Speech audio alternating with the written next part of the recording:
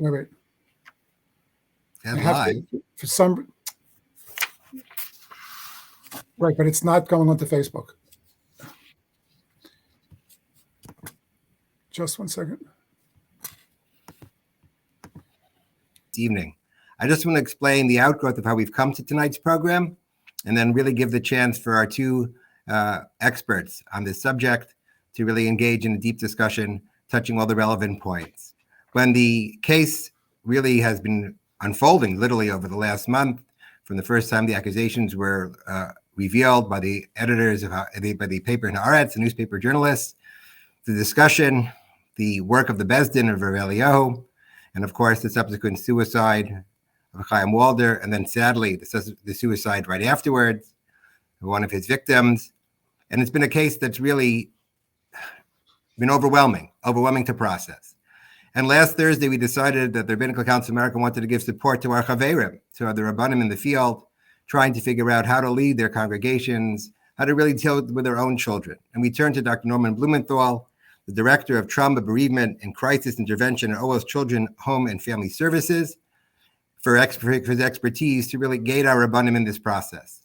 And in the context of doing that discussion, which was led by our own Rabbi Mark Dratch, the Executive Vice President of the Rabbinical Council of America, and someone who, I guess in a sad way, has the most experience really being involved in the forefront of dealing with sexual abuse in the Orthodox community for more than 25 years, it became clear there was a need to expand this program beyond the horizons of just the Rabbanim, just our chaverim dealing with the issues in the field, but really open it up to the broader community, because it really is something that has been so powerful and overwhelming and so difficult indeed to process. And there are many, many questions that need to be addressed.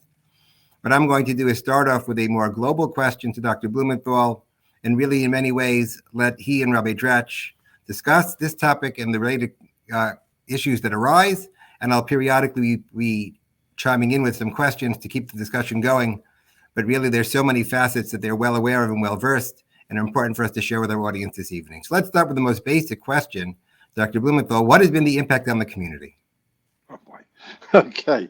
I love short questions that require long answers. Hey, first of all, it's a great privilege to be on and to be representing just a wonderful organization, and humbling to be on the panel with both Rabbi Blau and Rabbi Dratch. From our respective garments, I guess it's pretty evident who are the rabbis and who's the mental health professional. In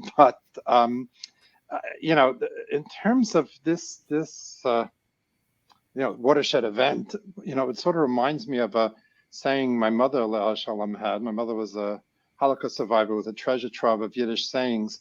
And one of them was that when a poor man has a hernia, there's a pimple on it, which meaning that when there's one thing wrong, that's bad enough. But when you have cumulative issues or challenges, they grow exponentially. They grow greater. And there's so many different pieces. This is so multi-layered that I think it impacts on us in numerous ways, and all of which are sort of overlapping circles. First of all, is the sexual abuse piece.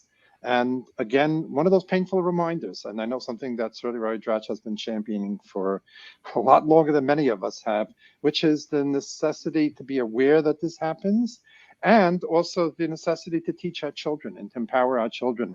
I believe I did so the other night, referenced the brilliance of the chief of police and the Jerusalem chief of police, who introduced the concept of chefetz chashud, where it was literally impossible for Israeli policemen to know where every potential bomb that has been deposited somewhere in the city. So he empowered the citizens, made them like the policemen. And that's what we have to do here too. We have to empower our children, so that when something of the sort that is alleged to have happened to so many children, as a result of Chaim Walder, that they're empowered and they know this is wrong.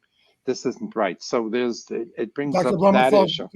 Please. Just to challenge, to push a little bit on that particular point, because you did share that the other day with the members of the RCA. And while that's very important, because unfortunately they're the ones who will be the victims in seclusion and nobody else will be aware of it. But that places a very heavy burden on children who may be 5 years old or 10 years old or 15 years old. It places a heavy burden on the victim, and it kind of lets us as the community a little bit off the hook, because after all, what can we do? So I think that while it's true that we have to educate our children and train them and talk to them and make it feel safe for them to come to us or to come to a trusted adult who can be helpful, to place the burden on them to keep themselves safe or to catch a perpetrator is in many ways overwhelming and unfair. Well, we have a term in psychology called reframing, which is where you take something and put it a different way. So let's take it and put it a different way. We're not putting the burden of capturing these people and children. We're empowering children. We're educating children that their body belongs to them, and that nobody has the right to encroach on their body. So we can look at it as we're not making them. Maybe that's the metaphor with the police was difficult, but or was maybe a difference. But we're empowering the children, and we're also maybe we can be integrated. As something I was thinking of saying as well, into what we have to do as well, which is we have to educate our children on a healthy and a Torah perspective on sexuality. What is the function and purpose of sexuality? Why did Hashem give us this incredibly enjoyable capacity? For what purpose? And I think if we educate our children in the right way, and very differently than what they're maybe educated by movies and popular music, etc., how we look. We're not against sexuality. We're not against pleasure. We're not ascetics. But what function and role, do these very special parts of our body have? That needs to be. That's also in a way a safety measure. It's a safety measure, perhaps. I hope, developing people who would exploit children or would use or would channel their sexuality in such a direction, but also teach our children to have a healthy and a Torah attitude towards it, which they will benefit them in life and in marriage. Let me ask you the message to children, and it's hard to generalize because children at different ages have different needs and different abilities to understand things, and the framing is different. But from the child's perspective, is this about sex or this is about assault? It's about both. They're intertwined. That because part of as you so well know, part of what's so destabilizing about sexual abuse is that it plays with your mind. It doesn't play just with your body. It blurs the boundary between what's pleasurable and painful. For the victim, there is a good chance there's a pleasurable experience. Somebody physically assaults someone, there's nothing pleasurable about it for the victim. But here's an assault in a manner and fashion that they can potentially enjoy in some way, and along with feeling assaulted and hurt and harmed terribly. But also the predator often, especially someone as gifted and talented as this Walder seems to be, can play with your mind and make you feel like you wanted this. So it's an assault on your body, it's an assault on your psyche. And that's what's so terrible, and it's so terribly confusing and destabilizing. If there is a healthy understanding why we have these parts of our body that are so potentially pleasurable, it'll be more instinctively understood that something wrong is happening here. And certainly we know from research that a sexual assault that is immediately reported and immediately stopped has nowhere nearly the pernicious effect as those where it's ongoing and where it has a semblance of a relationship. So go ahead. I'm sorry. What do parents need to do in order to make it possible for their children to report to them? Okay, so I think we have to, first of all, most schools today, and certainly I have to say in the community that we're representing here, do have safety programs and do involve the parents. So reinforce the messages, and reinforcing the messages means not every day and constantly, because that just traumatizes the child, but at appointed moments. And that's the other thing that's important in terms of what you mentioned, because children have a capacity to learn messages about what's something that's dangerous and not let it dominate their thinking and have a perception of a dangerous world. And we have no better proof of that than something we've been doing now for well over 100 years, which is fire drills. Fire drills, I believe, began, I don't have my statistics in front of me, but I think there was a terrible fire about 100 years ago in a school in Chicago. I believe it was a Catholic school, which did not have fire safety, and where exits were blocked, and the death was devastating. Again, I don't remember the exact numbers, but between teachers and students, it was devastating. And since then, it's become increasingly the practice to mandate fire drills. So all of us went through fire drills since we're children, and yet we're not sitting in class all day thinking about the school burning down. And I think we can also give messages like that to our children. Unfortunately, today we have to do it about lockdowns. Lockdown drills are active shooters. And we can give those messages to our children. They store it away. They can mobilize it immediately if they have to, but they don't have to think about it constantly. And that's, I think, also a consideration as we educate our children. Not only should they have a healthy enough attitude about, or an understanding about sexuality, that they will know immediately that this isn't right and do something about it, but also, if in terms of the danger, that they have those messages stored away, and they can be carefree, happy, playful children, but God forbid if something like this happens, know immediately and know how to respond. Right. I think that that's a very important message.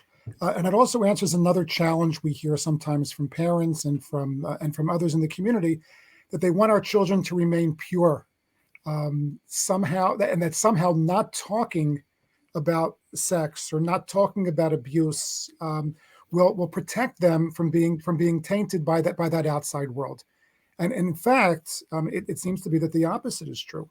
That by not sharing this information with them at age appropriate levels in ways that they can understand and that can empower them, we're actually setting them up to be victims and to become corrupted, and their souls to become corrupted by not giving them the power, the tools that they need. Sure.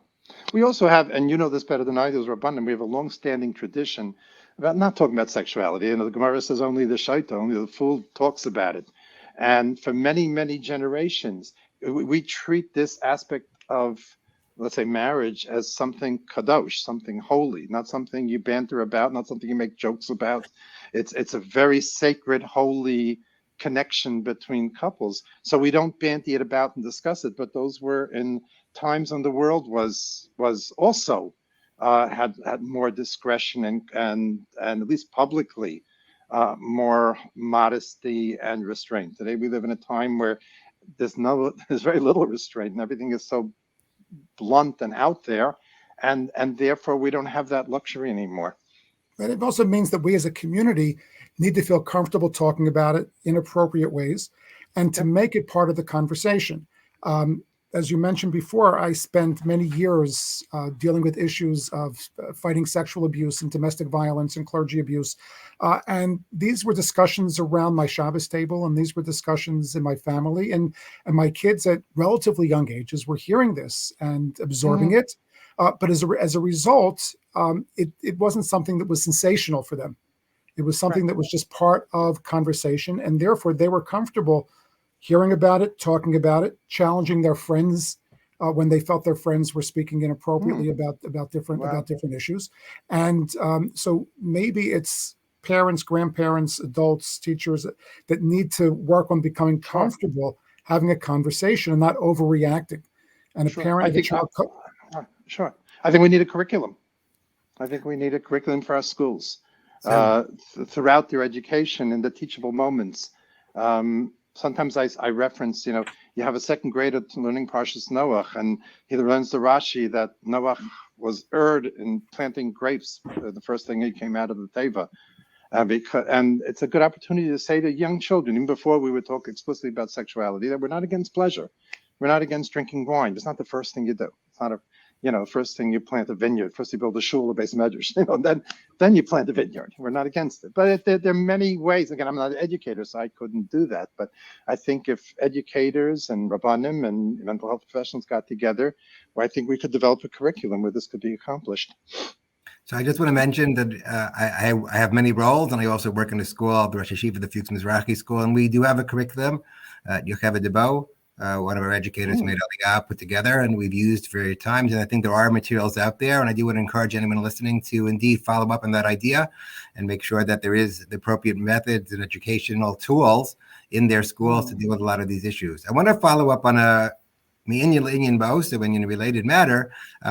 there's always that challenge when we're trying to encourage that parent and, of course, children have great respect for their rabbanim, great respect for their teachers, great respect to those individuals, and yet at the same time, this level of awareness that perhaps not everyone deserves that respect. And how do you balance those two things accordingly? How do you make that bifurcation in one's mind? So first of all, it's important to keep in mind then the age of the child. That's a lot easier with adolescents than it is with pre-adolescent children, with elementary school age children, because as I'm sure you know, as a mechanech, that adolescents develop operational thinking. They can understand the concept that there can be many different sides to people. That people can sort of compartmentalize and there are many different parts to them. So the notion that somebody could look very holy and act very holy and just about every aspect of life, and then one can behave in such a reprehensible way, and it could be the same person, is easier message to adolescents than it is to younger children who see things in more sort of polarized or two-dimensional ways, just because of the nature of their brain and their thinking. So with very young children, that's a very hard message to say, we want you to show this, this reverence and respect for people who look, dress, and sort of are your educated a certain way. But then if they engage in this behavior, then they're criminals. It's very hard. I think I mentioned Thursday night, sometimes when I speak to educators, I think a wonderful opportunity is the famous Rashi in Lech Lecha, when Avram says to Lot, where they have to separate. And Rashi says that Lot and Avram looked alike, but Lot let his goats into other people's fields, so people thought Avram was doing it. And so therefore they have to separate. And there's an opportunity to say to kids, you can look like an Avram Avinu and still be a Ganav. It's a hard message for young children, but it's unfortunately a message we have to give. That people are judged by what they do, not how they look. Right. I mean, the Gemara speaks about this explicitly when it speaks about a certain Talmid Chacham who was engaged in illicit behavior, and they didn't know what to do with him, because on the one hand, the Gemara says we need him. He's successful. He's charismatic. He's he's teaching. He's inspiring all of these people. And on the other hand, he's engaged in very, very inappropriate behavior. So eventually, Rabbi Yochanan is quoted. The pasuk says in Malachi, "Ki siftei kohen yishmeru dat v'tar yivakshim mipihu, ki malach Hashem tzivakotu," that you will seek Torah from the lips of the kohen, because he is a malach Hashem tzivakot, a messenger, literally a messenger of God. The Gemara, Rabbi Yochanan then says, only if the Rav is doma l'malach Hashem tzivakot, only if he's angelic, should you learn from him. If he's not, then you should not learn from him. Now, the truth is that Gemara itself is problematic, because to assume that the Rav is a malach, is an angel, is more than human, can create problems as well. But essentially, what it is teaching us is that if a person does not live what he preaches, and he doesn't reflect, or she doesn't reflect the great values of what Torah and decency are supposed to be, then that person is not to be studied from, and that person is not to be respected. Now, how we teach that to younger children without undermining a sense of reverence is very, very difficult. But it becomes a very, very important lesson. Oh, sure. Mm-hmm. The next point I want to raise is really, in a certain sense, and we touched upon this earlier, I think, Dr. Blumenthal, going back to your Chayfetz Chashud, the Chayfetz Chashud is something that the whole community has to be aware of. So, in a certain sense, what a number of questions. When the issues arise, what is the right direction? And in Israel, they went to Rav Eliyahu's Bezdin. Why was that? Was that the best place to go? Was that the best place to go under the circumstances in Israel, in a given community? And I'm assuming many of the people watching this evening are actually in the United States. So what is the first response? What is the healthiest response? Where do we take our concerns? Again, maybe it's a little out of my turf. Maybe actually Roy Dratch would be a better person to answer that. And I certainly can't speak about Israel in terms of, I actually had a guest this morning from Eretz Israel, a Rav from Eretz Israel, who was talking about and was saying that sometimes the police are not so responsive in Israel. So I don't know if he was just his own bias or if it's really true. I think what we go to is law enforcement. We don't take care of it ourselves. We have the shoftim, we don't have the shotrim here in the States, at least. And we have to rely on law enforcement. And we live in a country, I believe, that believes in justice and will follow through on criminal acts. So that's my understanding. Rabbi, maybe you have more experience with that Right. than No, I do. 100%, because if the perpetrator, who was a rodef, who was really halachically as a pursuer, needs to be stopped, certainly the rabbis, non-judicial, non-law enforcement agencies have no jurisdiction and no power and no way to control that. The challenge is that many victims are very much afraid to go to the police and will not go to the police, either because they're afraid of the consequences. In certain parts of the Orthodox community, they're afraid of being ostracized or future shidduchim, marriage prospects for them or the extended family. Maybe they're not psychologically strong enough and healthy enough to do that. And they may not have a good place to turn. Now, there are many people in the United States, professionals who work with children, that are mandated reporters. So if somebody comes to such a professional, that person is obligated by law to make a report to the proper authorities. But there's a challenge, because if people know that and they don't want to go for help, then the victims themselves are struggling, and the perpetrator is running free. That's why in Israel, for example, an organization like the Takana Forum, which serves more of the Dati Le'umi community, was created for a place for people to go to speak to rabbis, to speak to professionals outside of law enforcement, and those who organized it felt it was better than nothing. It's not legal in this country to do something like that, and we need to, talking about the culture of the community that needs to change. We need to create an environment in which it is okay to make a report, in which there's no stigma that's attached to making such a report, in which there are no consequences to families and in the community or to communities when a report is made. And we're doing better than we were doing 30 years ago when I got involved in this. But I think that we still have a long way to go with this. I would add 2 points also in terms of the reluctance of the victim to report it. First of all, again, as I said, there's mind games that are going on. So the victim very often feels like a participant, not necessarily a victim. Again, that's the sort of brainwashing that accompanies this. But also, it's interesting that when something terrible like that happens to you, there's a brain shutdown, which in a way is adaptive, because if you're being assaulted, if you're less cognizant of it, it doesn't hurt as much. But because there's a sort of cognitive shutdown, sometimes the capacity to recapture the events, especially with the very detailed interrogation that law enforcement is going to do, you don't have available. So there's like a fog. This was very dramatically portrayed during the Sandusky trial, where one of his victims was on the stand, and he described how when he was being actively abused, how he sort of like didn't know what was going on, like he got confused. And but again, when you have to reconstruct those events, and sufficiently so that you can press charges, that can be very complicated. Yeah, there's a lot of work that's being done in terms of training for cultural competence with law enforcement, with child protective agencies, which becomes very important. People are afraid. They don't know about Orthodox Jews. What's going to happen to our family? They're going to take somebody away right away and put them in a non-kosher or non-Shomer Shabbos type of environment. Those types of things generally do not happen. And while the investigation can be disruptive, it's certainly not easy. It's not as dire as people may fear.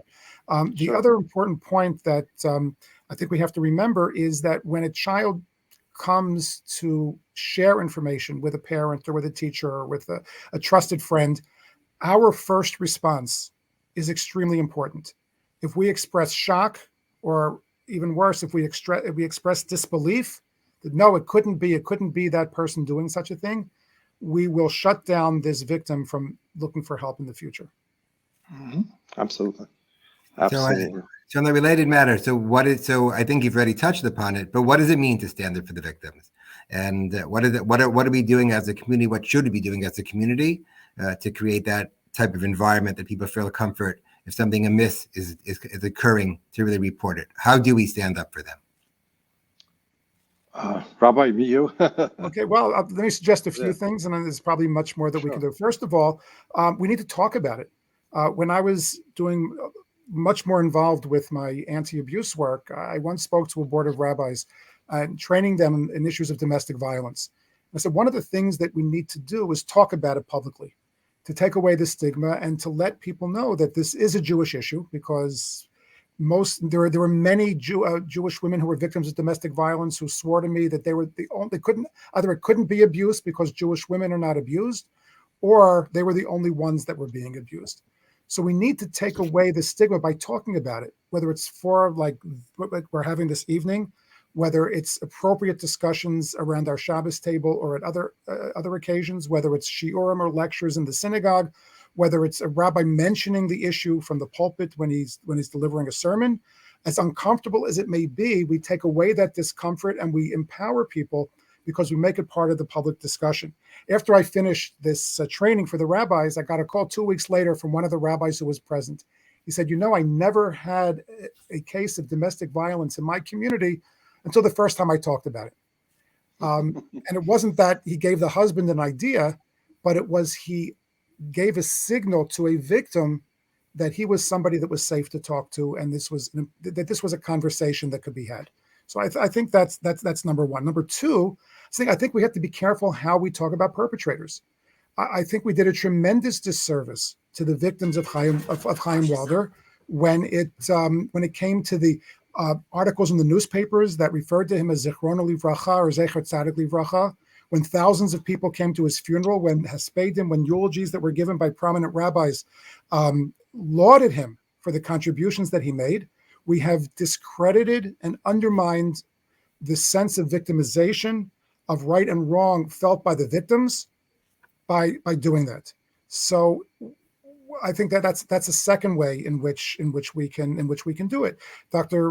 Blumenthal mentioned before curricula in schools, so that we talk about there are children sitting in our classrooms, and there are people sitting in our shuls on Shabbos morning who themselves have been or are victims of sexual abuse. We have to assume that, and it's going to be true in not just 99% of the cases, but 100% of the cases. So we need to be careful how we talk about it.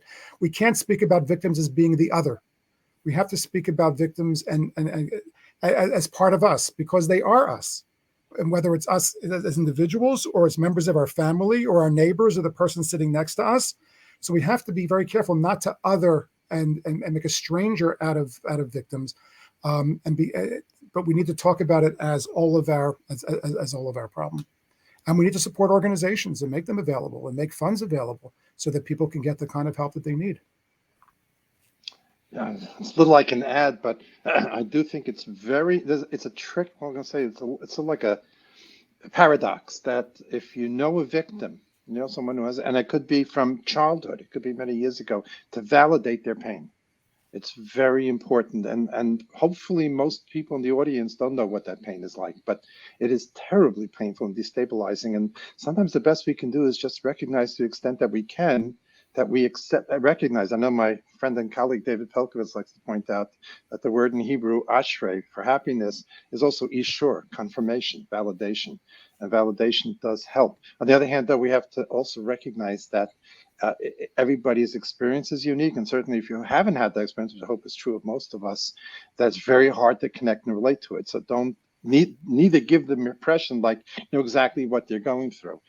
It's a validating the trauma that they've been through, and at the same time acknowledging that it's not one that we can fully understand. So in light of that point, and in many of these instances, we find situations where people remember things from many years ago. And the question is, I guess from a psychological standpoint, and both, I guess, Rabbi Dretch dealing with this experientially, why does this happen this way? How does that work? How do they process it that it takes so long? Sometimes is it repressed? What's really going on in those circumstances?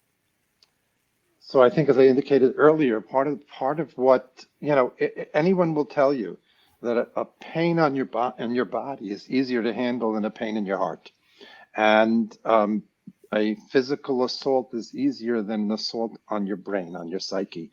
And sexual abuse is not only an assault on your body and a horrible assault on your body. And by the way, it's a terrible betrayal also, as you know, that the majority of predators or of people who prey on children are known to the child, and a significant number are family members. And when protective figures, people are supposed to be protective figures, turn around and instead of protecting the child, exploit the child for their pleasure, it's hard to imagine a greater betrayal than that, and that's something they have to live with. There was a book written by, I forgot, it's called Queen for the Day, I think.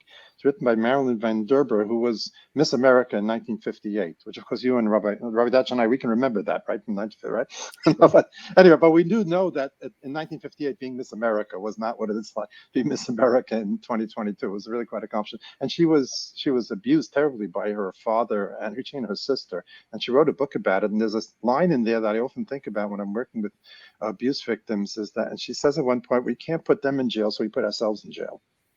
And that's very much what the victim lives with. So it is one of, I mean, if you see the research on events that have lasting traumatic residual effects, and sexual abuse, especially the recurrent sexual abuse, is up there with witnessing murder of your parents and warfare and things of that sort. It's really one of the worst things that can happen to someone, and we have to acknowledge that. Yeah, I would just add, as we mentioned before, if a child does not feel that he or she is going to be believed, they're not going to come forward. Right. And then they're going to create this mindset that nobody will ever believe them, and that they have no power to protect themselves, or no power to hold the perpetrator accountable. And therefore they're going to silence themselves, which is why I think when, for example, the whole Me Too movement started, or when a situation like the Walder case comes about, and it becomes a trigger for a lot of people. But if they see the community responding appropriately, this empowers them to feel safe to come forward. So I want to answer the question that I think sometimes we're always concerned about a term being used inappropriately. We know there is the concept of speaking lashon hara, and the fact that you're not really supposed to be, inappropriate about others. And that rises the challenge, because on the one hand, we want to talk about the perpetrators. On the other hand, a lot of us not mention all the particular details of the case, and without asking you to paskin necessarily, although Rabbi Dratch, it is within your purview, and Dr. Blumenfeld may feel that's beyond. But what are the guidelines? Okay, but what are the guidelines here? When do we have? I was only crazy enough to become a psychologist, not a rabbi. Okay, but it's a legitimate question, because it doesn't mean that not everything that's brought up, every rumor that we heard, are we allowed to repeat. So, what would you think, but from a psychological standpoint, in terms of where there's circumstances where there's more? I mean, the term we often use is reglaim ladavar. What would the guidelines be? What would be appropriate, and what would be necessary? Rabbi Dratch, I think you perhaps would take this one first. I remember when my son was rather young, he came. We were having a conversation one day, and he started to say something about a friend of his in school. He says, "Oh no, I can't say anything. It's lashon hara." And at first, I was very proud. Oh, my tuition dollars are paying off, and my son is paying attention and being inspired, and this is a wonderful thing. And then I got very angry, because this was really something he needed to share with me, because of some bullying that was taking place. And that, in fact, there was not only was there no prohibition of lashon hara there, it was an obligation. There's an obligation to speak. There's an obligation to speak in therapy about everything. It's the Chafetz Chaim quotes the pasuk. When you share the things in your heart, there's a benefit. There's a healing part to it, which is very, very important. But sharing something for which there is a to'elet, for which there is a positive benefit, whether it's for one's own safety, and certainly when it's for the safety of the public, not only is there no prohibition of speaking, but there's an obligation to speak out. The Nitziv, in his commentary on Chumash and the Hamek Davar, points out the important juxtaposition of the two clauses in the verse in Vayikra, which speak about lashon hara. Lo telech rachil ba'amecha, v'lo ta'amod al dam re'echa, ani Hashem. You shouldn't walk about as a talebearer. You shouldn't stand on your neighbor's blood. I am God. So most people understand that to mean don't walk around as a talebearer, as speaking lashon hara, because that is tantamount to spilling the blood of your neighbor.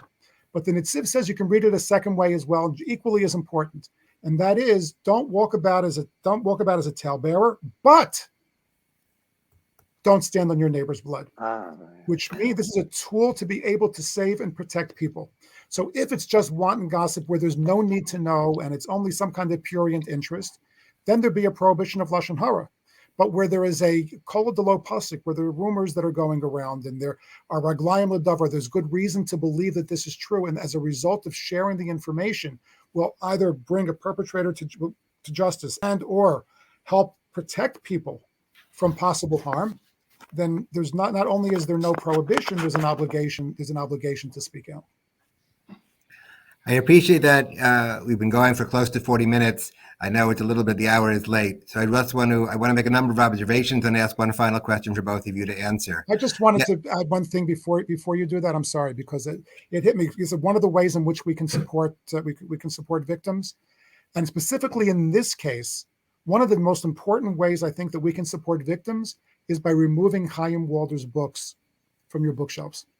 Number one is teaching a lesson to our children that we don't learn from people who behave in this manner.